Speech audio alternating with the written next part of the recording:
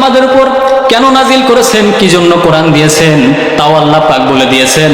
আল্লাহ পাক বলেন আলিফ লাম রা কিতাবুন আনজালনাহু ইলাইকা লিতুখরিজান নাসা মিনাজ যুলুমাতি ইলান নূর। আল্লাহু আকবার। আল্লাহ পাক বলেন আলিফ লাম রা, এগুলোকে হুরুফে মুকাত্তাআত বলা হয়েছে। আল্লাহু আ'লাম বিমুরাদিহি, এর অর্থ সম্পর্কে আল্লাহ পাকই ভালো জানেন। এরপর রব্বে কারীম বলেন কিতাবুন আনজালনাহু ইলাইকা, ও রাসূল এই কিতাব আমি তোমার উপর নাজিল করেছি।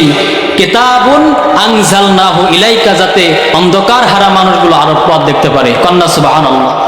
আল্লাহ পাক বলেন কিতাবুন আনজালনাহু ইলাইকা, এই যে কিতাব দেখছো, এই কিতাব আমি আল্লাহ পাক তোমাদের উপর নাজিল করেছি যাতে লিতুখরিজান নাসা মিনাজ যুলুমাত,